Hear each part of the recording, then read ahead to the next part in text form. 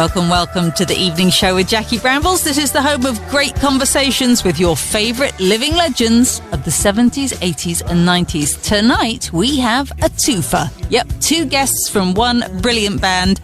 Our opening track was their massive hit from 1985, Don't You Forget About Me. Please welcome J.Kerr and C.Burchill of Simple Minds. Hey, hi, Jackie. Nice to talk to you. Hi, Jackie.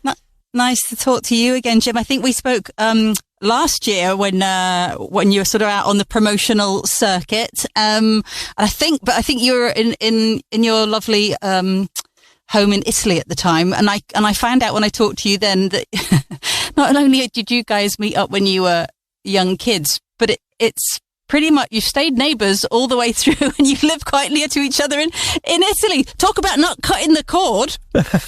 Well, that's right. I mean, I suppose it's quite rare, Jackie, isn't it? Because normally when people are in rock and roll bands together, when it's a partnership, after a few years, they usually can't stand the sight of each other anymore. Yes, separate private jets and all that. Exactly, yeah. All of that. But so far, that's not been the case, Jackie. It's going well so far. So 40 years in, yeah. But you never know. You never know. You never know. Well, listen, there is much to discuss because earlier this year you recorded your seminal album. I should say re-recorded your seminal album, New Gold Dream, in the rather unusual environment of Paisley Abbey, which for those unfamiliar with the geography, Paisley is a town not far from Glasgow. It was filmed for the Sky Art series Greatest Albums Live and recorded, of course. So New Gold Dream Live from Paisley Abbey is now available on vinyl, CD and digital. So tell us about how you decided on Paisley Abbey being the ideal venue for this. Well, when we were invited to do it for the series, there was something about, and it's not really typical of Simple Minds, but there was something about New Gold Dream. They wanted us to do that album, and the very nature of the album. I mean, it's not really a rock and roll album. So the idea of doing a sweaty rock and roll gig, which kind of is usually what happens, and going into a club, and we love doing all that, but there's something about New Gold Dream. There's something. It's a very understated record. Mm-hmm. I mean, it's got great pop songs on it. And also, when you think of the artwork of the album and stuff, it is all quite religious looking. And Paisley Abbey, I used to pass Paisley Abbey every morning. I worked for a while on a building site when I left school, and I would get a lift from Gilmore Street train station, but Paisley Abbey always had this amazing allure. So when they asked us to do that, they were mentioning the usual pubs and clubs in Glasgow. It'd be great to see Simple Minds playing a pub and club. And I said to Charlie, this record needs something else befitting the kind of backdrop. And it was a wee bit controversial to do it without an audience. Again, it's not normally something we would do, but we wanted to be a bit ghostly. We wanted you to feel the atmosphere. We wanted to see the lights coming through those great stained glass windows and all of that. So happy to say that it seems to have been accepted and people like the way it looks and sounds. And for people who aren't familiar, I mean, it's sort of this imposing building right in the middle of the town centre, but it's got that sort of blackened exterior that kind of lends itself, as you say, to that kind of gothic feel to it. And also it's got this amazing kit. Well, it's got a few crosses in it, but it's got a particular amazing Celtic cross dating back to the 14th, 15th century, and it's a Celtic cross on the album sleeve, the original album artwork as well. So it all added up pretty good. It really did. And I'd urge our listeners to check out that Sky Art show if they're able to, because it really does bring to life the extraordinary environment that you're performing in. Let's talk about some of the tracks then from New Gold Dream and the memories that you have attached to them. I mean, you had some success prior to that album. Obviously, you'd kind of skirted around the edges of the chart. Certainly had a large and faithful following, particularly in Scotland. But it was really promised you a miracle that transformed you into pop stars proper. Yeah, well, the Jackie, I mean, it was the first hit we had, really. We had sort of dance club hits. That was definitely the first sort of major hit that we had. And of course, being on Top of the Pops was a big deal in those days. And do you remember that first Top of the Pops, Charlie? Oh yeah, vividly. Yeah, vividly. Yeah, there's many reasons why I remember that, but I won't go into them, Jackie. But go on. No. But suffice to say that we recorded Promise You a Miracle about 6 months before the album, Jim. I think a few months before the album, so it was kind of like it was separate. You know, it was there before anything else. And I'll tell you, well, we had an eventful night after Top of the Pops, and I ended up with Jim and I getting thrown in cells for the night. Oh my! That's so rock and roll. That's how I remember it. Johnny Cash has got nothing on us. Promised you a miracle. Oh, belief is a beauty thing. Promised You a Miracle, the first hit from the new Gold Dream album by Simple Minds. J.Kerr and Charlie Burchill from the band are our very special guests on The Great Conversation tonight. And as we were saying before that track, it was the catalyst for breaking the band into the top 20 mainstream, getting to number 13 in 1982. As you quite rightly see, Jackie, Promised You a Miracle opened the doors for us. And on one hand, you're elated that, oh God, I've got this great hit, you know, because we weren't quite sure whether Simple Minds would make it to become a pop band as well as a sort of art rock band we'd been before. But as soon as you have your first hit, the pressure to come up with something else. Yeah. And Glitter and Prize, I think it really slotted in well. And we sort of knew when we had those two songs. I mean, as you had said earlier, Simple Minds had already had a taste of some kind of success, and the people around us, the record company and all that, they felt that we were at the door of going into the big league. But with songs like Promise You a Miracle and then Glittering Prize, it kind of kicked the door wide open, really. How did you adapt? You can sort of feel fame like a wave coming at you when you're in that very unique moment that only, I think, pop stars, musicians, people like that, or perhaps movie stars, I don't know, you can sort of sense it in the zeitgeist, it's coming at you. Was that welcomed with open arms, or did you suddenly feel like, you know, ducking and diving and running? It's not quite the answer to the question you asked here, Jackie, but it relates. Somebody asked us yesterday, he said, when did you realise you had made it? And I said, when I could buy 3 pairs of socks. Really? That was when you realised? Well, I'm from a family of boys, and there was never any socks. You know, it was like, and I remember around about that time. The reason I'm tying it in round about that time was, you know, we had those first couple of hits, and our accountant turned up and gave us credit cards. Ooh. And I thought, oh God, everyone said you got to be wary of fame. This sounds pretty good, actually. And when I tell people say, what did you use with the credit cards? And I say, well, I bought socks. And they go, is that it? And I went, and then I crossed the road into Armani. Shine on, shine the lights on me. Then a last breath away. Glittering Prize, the second single and another hit released from Simple Minds' seminal album New Gold Dream, which the band recently re-recorded live at Paisley Abbey, which is now available on vinyl, CD and streaming. And you can even see the performance at Paisley Abbey on the Greatest Albums Live TV show on Sky Arts. And we will be back to continue our great conversation with our very special guests tonight, J.Kerr and Charlie Burchill of Simple Minds. That's next. Welcome back to the evening show with Jackie Brambles, where we are cozying on in for a great conversation with our very special guests tonight, J.Kerr and Charlie Burchill from Simple Minds. And before the break, we were talking about that initial burst of fame when a band first breaks through. Obviously, with Jim being the lead singer, that role just naturally comes with even more attention.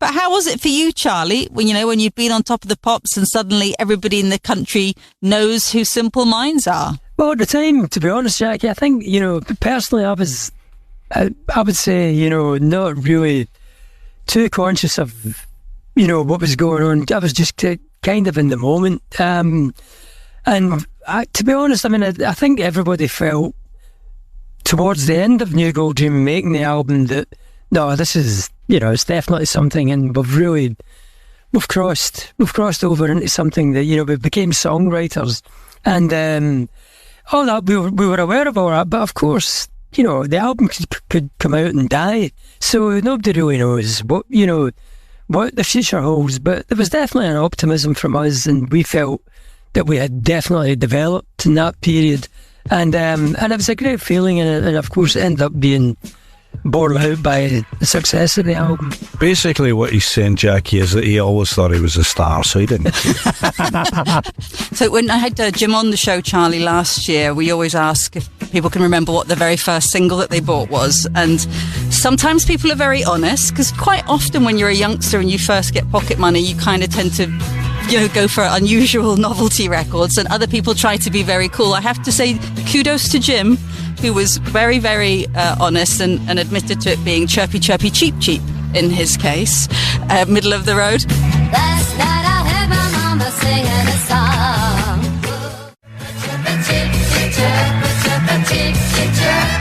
What about you? Do you remember? Well, I'll be absolutely honest, and I can trump that one, Jackie, because mine was Benny Hill's Ernie, the fastest mill in the winds. And I'm serious about that. Oh, therein lies the roots of the sound of Simple Minds. But Ernie got his cocoa there 3 times every week. And he drove the fastest milk cart in the West. You've been friends for most of your lives, since the age of, 8? So following on from those illustrious first purchases in the record shops of Glasgow, did you attend your first live gigs together? I couldn't afford tickets, Jackie. Charlie was from a well-to-do family. No, the thing is, Charlie had big brothers that took him to see some amazing acts, probably a year or 2 before me. The first gig I saw, Remember Jackie, your first one, Charlie? Yeah, Jackie, was Led Zeppelin at the Greens Playhouse in Glasgow. Right. Yeah, it must have been about 12, I think. No, it was a bit more than that. I was about 14 or something. And Jim, do you remember yours? Ken Dodd. Ken Dodd. No, seriously, and I'll tell you this, because the first part is a really like, oh my God, but then there's quite a positive thing at the end. The first ever ticket I bought to a gig, 60 pence, David Bowie, matinee, Ziggy Stardust. Wow. And I'd just got a job after school on a Saturday cleaning the back store of a butcher shop, which you could imagine what that entailed. I mean, yeah, couldn't wait. And the day before, coming home from school, I mean, there was still, Charlie and I grew up in the same housing scheme, as they call it. I was still building it, and walking home from school the day before, I stood on a rusty nail that literally went through my foot, and so there was no way I was being allowed to go to a rock concert. Oh.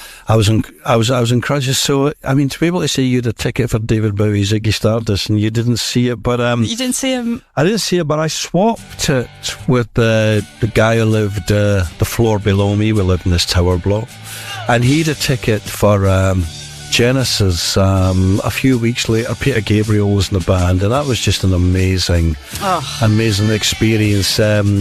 Bowie, as it turns out, came back like a couple of months later, and I did get to see him. So that it all turned out pretty sweet in the end. Ziggy played guitar, jamming good.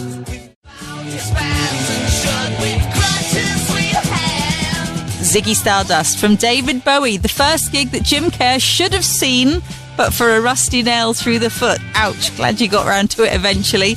I'm so pleased that we got those first records and first gigs from you both for our great conversation archive, so thank you for that. Just a reminder that the latest Simple Minds project is the re-recording of New Gold Dream live from Paisley Abbey, which is out now. Let's talk about Someone Somewhere in Summertime. It's a particular favourite of mine, and when I was just doing a little bit of homework there, I noticed that Bono had picked it out as his favourite. How important is it for you to get that kind of peer respect? Well, he was. I mean, we met them when we were all young, Charlie met them at Manchester. They hadn't even, I think they were doing their first ever TV appearance, and we were staying in the same boarding house, I guess. And I remember Charlie come up and saying to me, listen, you got to come down and meet these young Irish guys. They're really nice guys. He said, but they just introduced themselves and they've got the weirdest names. And I said, well, what's their names? And he said, I think it's Onob or Bono. I don't know what it is. And I said, and then other one's called The Edge. I said, The Edge of what? and he's on the edge. He said, no, he's not on the edge. He is the edge.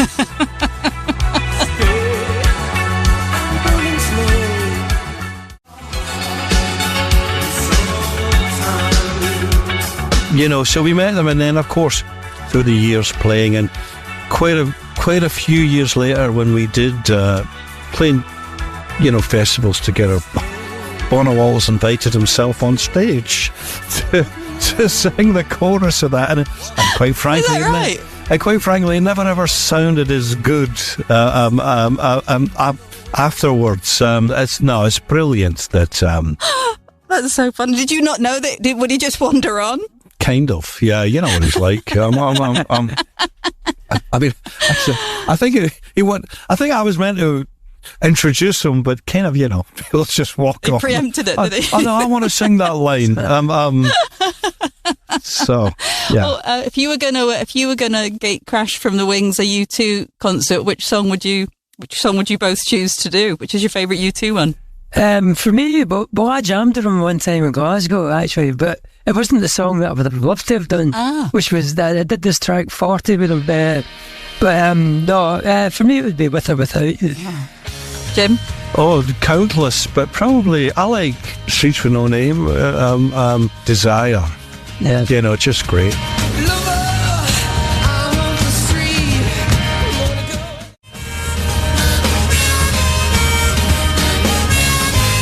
Watch out, Bono and The Edge. Jim and Charlie will be lurking in the wings at your next show to belt out Desire with you, whether you like it or not.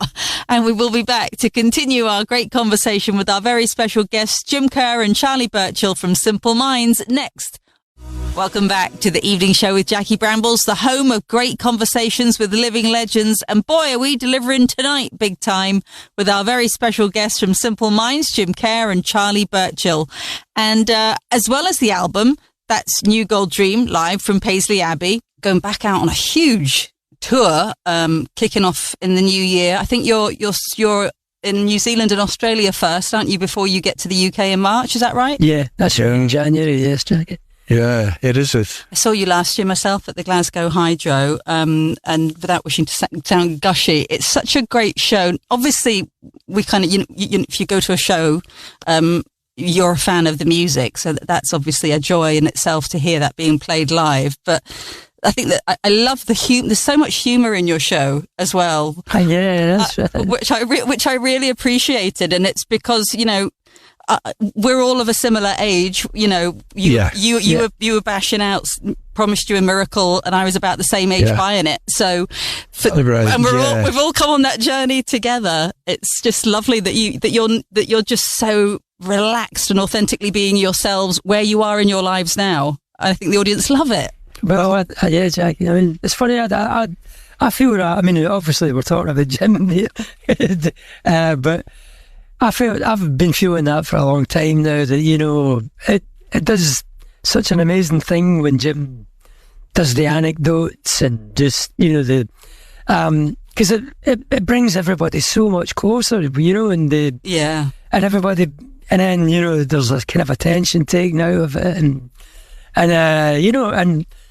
it's just great. It sort of changes the tone and everybody feels more relaxed, and then it's, you can have a good time, and then the stories are really funny as well. I mean, I stand there just enjoying it, it's great.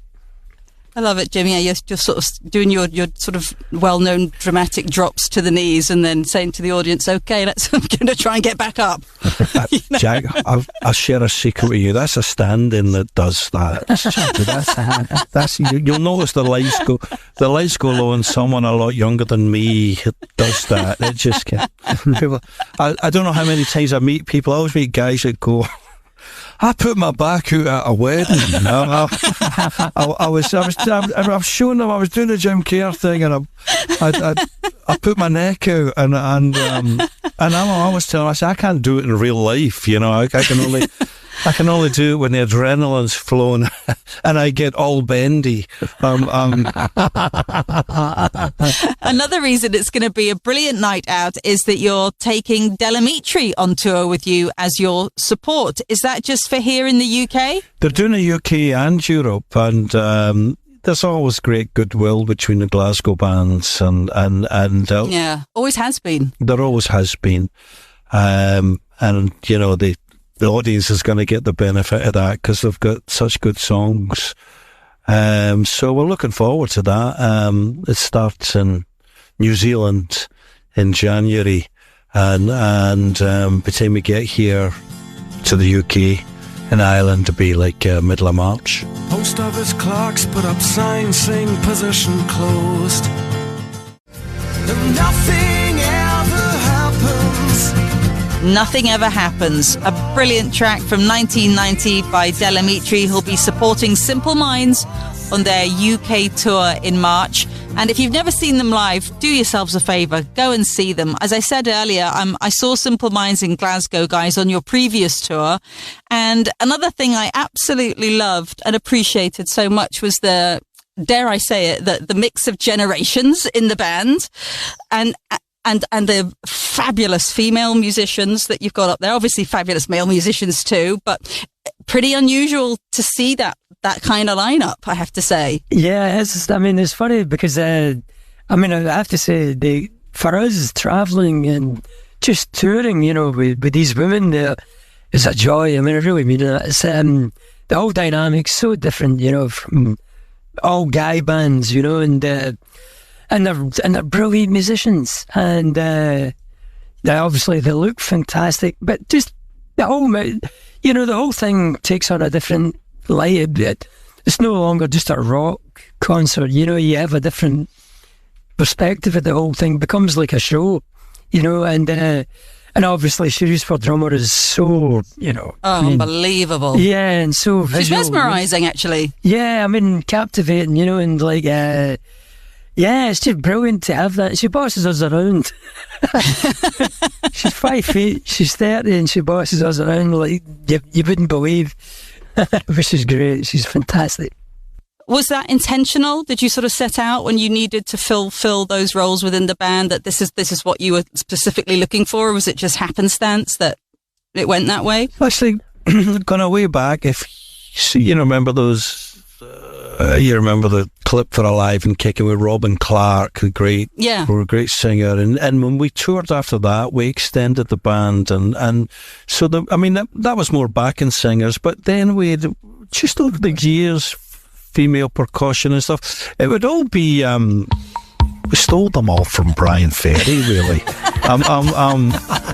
We nicked them, and I dare say we paid them more. But no, we would go to gigs and you would see people and you'd just be blown away by the whole package. First and foremost, that there were such brilliant artists in themselves. Talking about Sharice, but also Sarah Brown and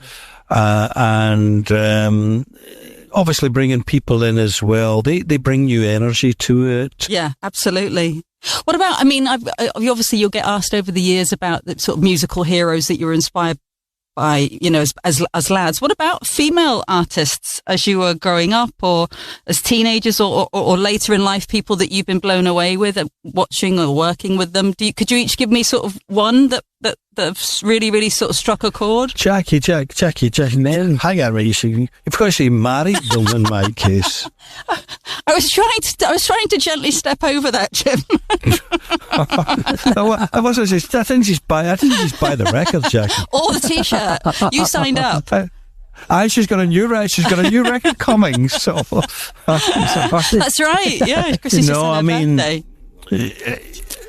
Kind of Charlie, was it when we started out? The idea, we couldn't even imagine that we would still be playing at this stage of the game, but also we couldn't imagine that intrinsically rock bands. Then it was a boys' club, it was a male domain and stuff, and you got the odd one. You saw a Susie Quattro or a whatever, but then Patti Smith and actually it was Joni Mitchell and stuff that we also loved, but then when Chrissy came along and showed she could do it better than any guy. Let me inside you, into your...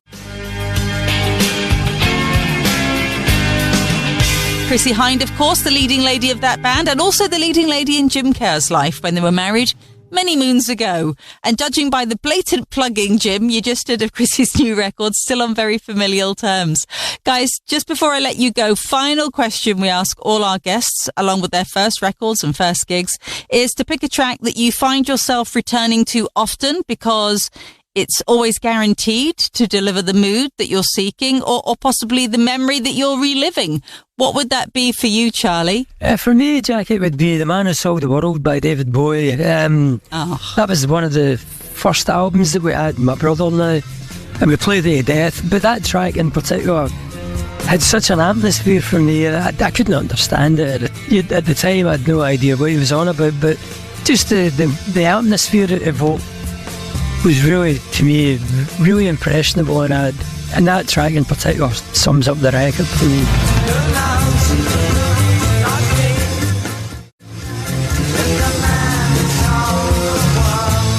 And for you, Jim? Okay, Wichita Lineman, Glenn Campbell. I mean, and it both makes me feel, there's such a peace in the song. It makes me feel good, but it's so sad as well. Yeah. But I can tell you this will sound sad, but it was just great in the end. It was also my dad's favourite song. Oh. And Dad passed away not that long ago, but a few months before he passed away, the writer of the song, Jimmy Webb, was playing a tiny gig in Glasgow, and we were able to go in and see Jimmy. Oh, how amazing! And he sat at the piano. It's just a tiny room. He sat at the piano and he played a few of the chords. And to be there when it's your all-time favourite song and the guy who wrote the song is playing it, looking at you. How amazing for your dad. And the other great thing about it? It was three Jimmys. My dad's a Jimmy, he's a Jimmy, and I'm kind of a Jimmy as well. So there was lots of great aspects to it. I am a lineman for the county. Is still on the line. Glenn Campbell's debut hit single from 1969, Wichita Lineman. Our final track tonight, chosen by Jim Kerr of Simple Minds, who along with bandmate Charlie Burchill have been such brilliant guests tonight on our great conversation. Guys, listen, thank you so much for your time. I'm thrilled to have you both on the show together. Great, Jackie. Thanks very much. That was fab. Thanks, Jackie. Thank you. Yeah, bye-bye. Bye. Charlie Burchill and Jim Kerr of Simple Minds. New Gold Dream Live from Paisley Abbey is out now. You can see it in glorious Technicolor on the telly on Sky Arts and catch them on tour in the UK in March.